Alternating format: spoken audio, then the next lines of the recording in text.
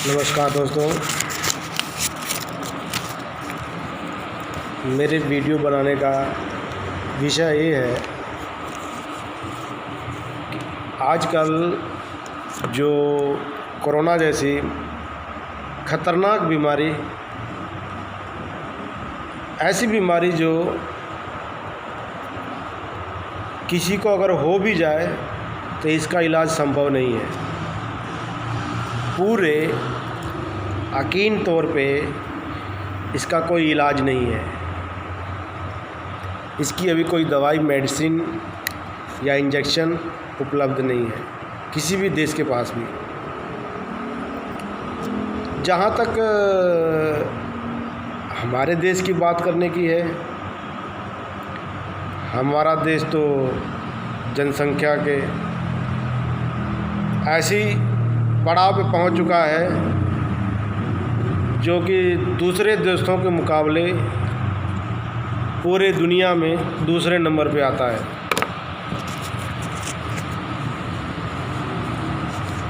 मेरा विषय ये है कि आजकल जो इस कोरोना जैसी महामारी बीमारी से पूरी दुनिया ही संक्रमित है और इससे हमें लड़ने के लिए हर कोई देश जूझ रहा है। इसका ये इलाज पूरी तरह संभव ही नहीं है। मेरा कहने का ये मतलब है, मेरे भारतवर्ष में, मेरे देश में आज ऐसी स्थिति हो चुकी है, दिनों दिन हफ्ते में हज़ारों के तादाद में कोरोना जैसी महामारी वायरस का शिकार हो रहे हैं। इसके पीछे लोगों को जागरूक होना पड़ेगा। सभी को एकजुट होके हमें इस कोरोना जैसी महामारी बीमारी से लड़ना है। पर हमारे देश की केंद्र सरकार समय रहते हुए या ना रहते हुए कोई ऐसा कठोर कदम नहीं उठा सकी। जहाँ तक देखा जाए तो लॉकडाउन का सवाल है। पहले लॉकडाउन में, पहले चरण में इन्होंने सीधा टीवी के माध्यम से बोल दिया था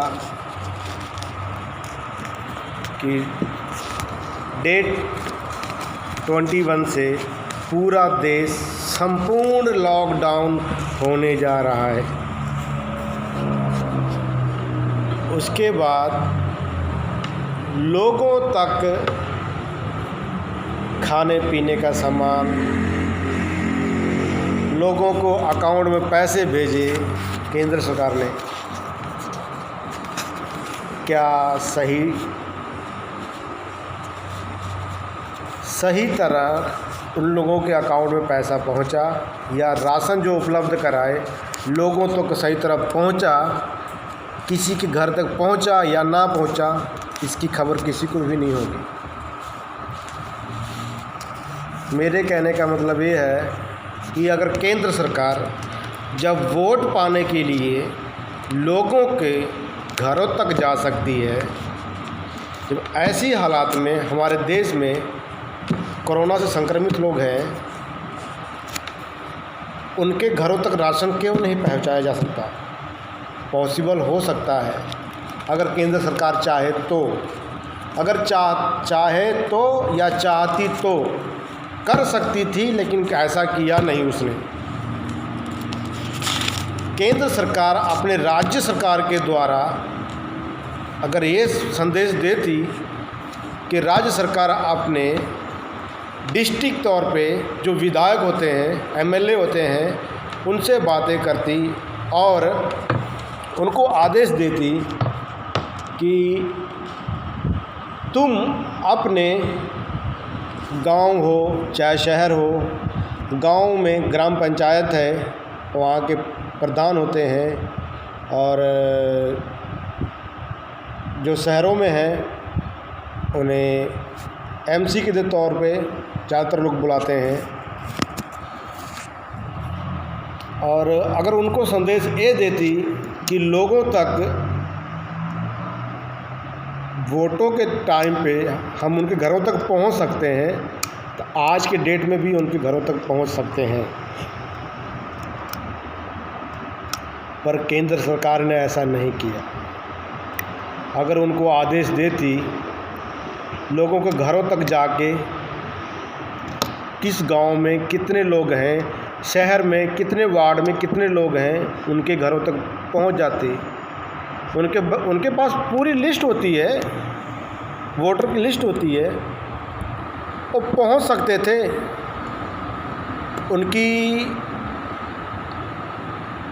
उनके घरों तक जाके पूरी व्यवस्था की जा सकती थी, पर ऐसा नहीं किया। केंद्र सरकार बोलती है कि नहीं, हमने प्रबंध किए, वीडियो कॉन्फ्रेंस के ज़रिए लोगों से बातें करती है, राज्य के मंत्रियों से, कि हमने अकाउंट में पैसे भिजवाए। मैं मानता हूँ पैसे भिजवाए, 100 लोगों को भेजा आपने एग्जाम्पल तौर पे, 100 के 100 में से पहुँच चुके हैं? मैं नहीं मानता। 100 में से 50 को पहुँचे होंगे, 50 को पहुँचे नहीं होगा।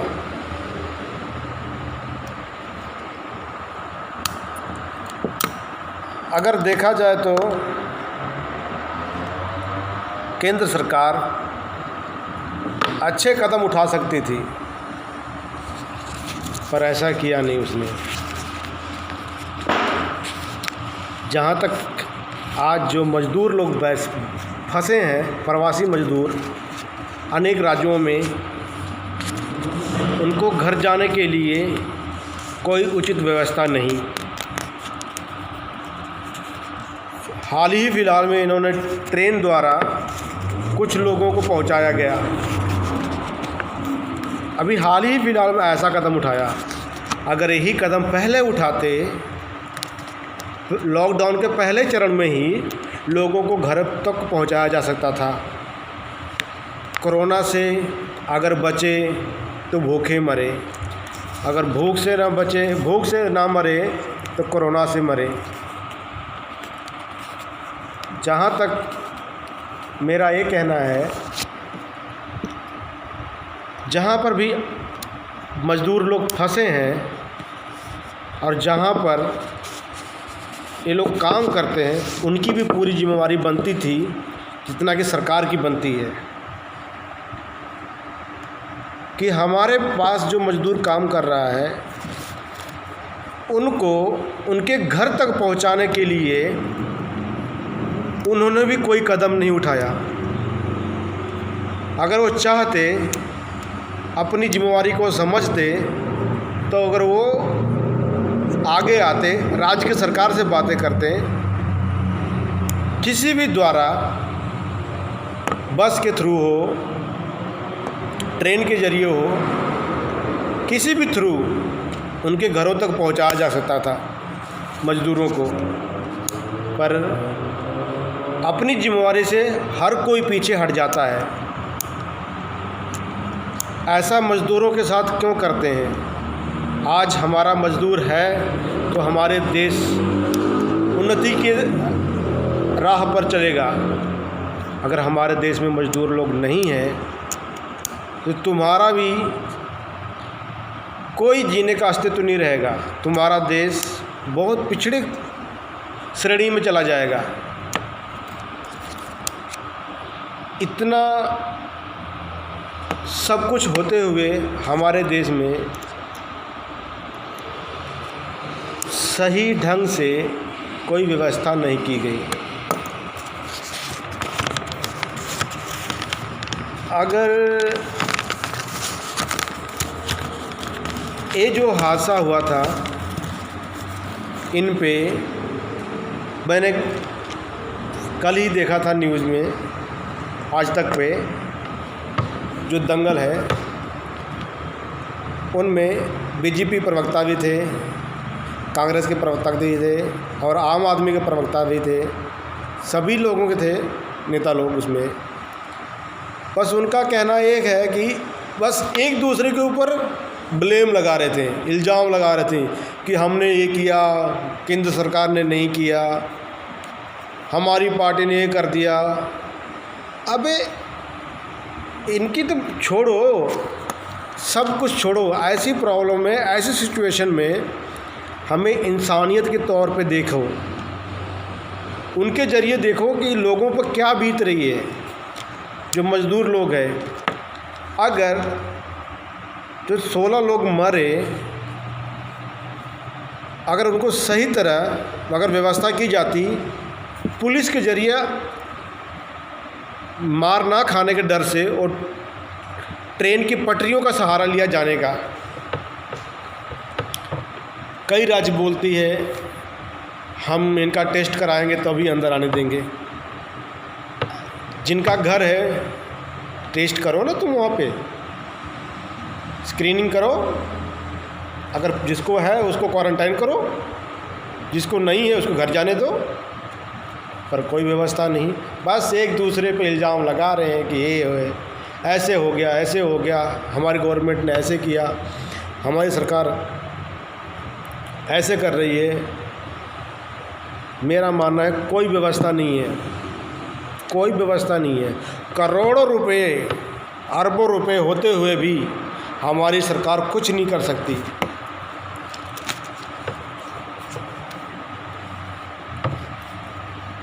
कुछ भी नहीं कर सकती। पैसा होते हुए जिसके पास है वो अपना दबा के रखे जा रहा है। गरीब जनता मर रही है, मरती है, मरने दो, हमें क्या, अपना वोट बैंक है, वोट के टाइम जाएगा हाथ जोड़ लेंगे, पैर पकड़ लेंगे, वोट दे दो। लेकिन लोगों के घरों तक पहुंचाना इस समय में ज़रूरी नहीं समझ रहे हैं। मेरा विषय जहाँ तक लोगों को जागरूक करना है कि अपने क्षेत्र में, अपने शहर में हर एक व्यक्ति जागरूक हो और जिस राज्य में वो है उस राज्य के मंत्री तक, एमएलए तक, एमपी तक किसी संदेश के ज़रिए पहुंचाया जा सके कि लोगों के घरों तक राशन पहुंचाया जाए, उनकी उचित व्यवस्था की जाए, तो शायद है कि इस कोरोना जैसे महामारी से लड़ने के लिए कुछ सहायता मिल सकती है। लोग घरों में रहेंगे तो कुछ हद तक कंट्रोल में होगा, नहीं तो लोग जैसे एकदम भीड़ इकट्ठा हो जाएगी तो ज़्यादा खतरा होगा संक्रमित होने का।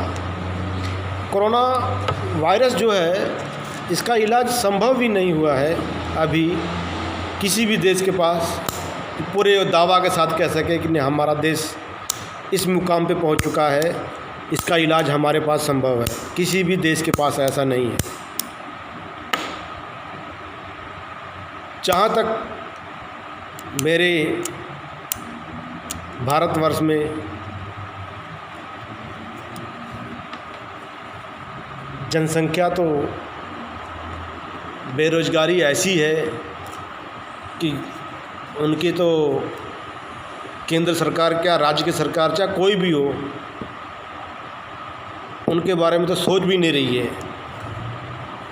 जब इलेक्शन का टाइम आता है अपना वोट ले पाने के लिए, तब उनके पैर भी पकड़ना पड़ जाए तो पकड़ लेती है। अगर आज केंद्र सरकार अच्छे कदम उठाती तो पूरे देश में नरेंद्र मोदी की जय जयकार होती। नरेंद्र मोदी जी जागरूक करते हैं घरों में रहो, थाली बजाओ, दीप जलाओ, लाइट जलाओ। एक कोरोना से लड़ने का ये इंजेक्शन है या कोई मेडिसिन है? ऐसी बातें करते हो। कुछ तो दिमाग चलाओ। थाली बजाएंगे, दिया जलाएंगे, खाना नहीं खाएंगे, भूखे मर जाएंगे। कोरोना को बचाएंगे, घर घर नहीं लाएंगे। घरों में कैद कर दो और उनके खाने पीने का इंतज़ाम मत करो।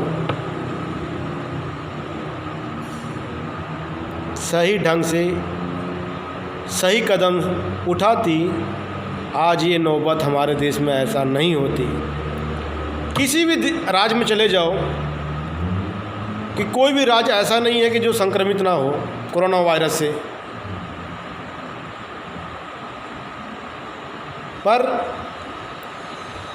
हाथ पे हाथ बैठे रखे हुए, घरों में बैठे हुए बस बातें कर रहे हैं कि हमारी सरकार अच्छी काम कर रही है, हमने ये प्रबंध कर दिया, वो प्रबंध कर दिया। अभी भी टाइम है सही ढंग से मज़दूरों को सही सलामत उनको घरे तक पहुंचाया जाए। केंद्र सरकार से मेरी ये विनती है इस विषय पे मज़दूरों को सही सलामत पहुंचाया जाए। क्या केंद्र सरकार के पास इतना पैसा भी नहीं है कि हाल फिलहाल में जो डोनेशन करोड़ों में आया ट्रेन के ज़रिए उनके घरों तक नहीं पहुंचाया जा सकता, उनके राज्य में नहीं पहुंचाया जा सकता? इतना पैसा भी नहीं है। करोड़ों के लोग घोटाला करके भाग जाएंगे, तब तो कुछ भी नहीं कर सकते। 135 करोड़ हमारे देश की जनता है। कितने हजारों करोड़ लोग खा के भाग जाते हैं या कितने हजारों करोड़ का घोटाला हो जाता है। आज हमारी केंद्र सरकार उन गरीब परिवारों के लिए कुछ भी नहीं कर पा रही है।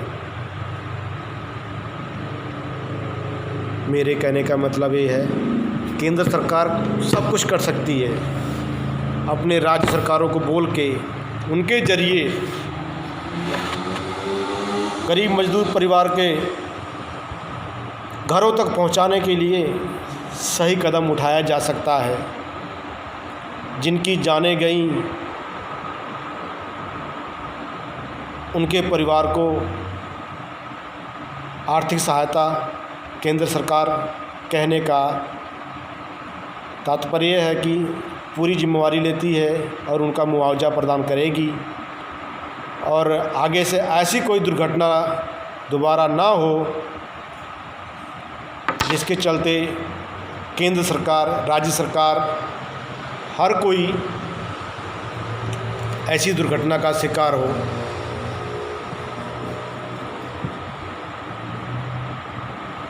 मेरे इस विचारों का मैं लोगों तक पहुंचाने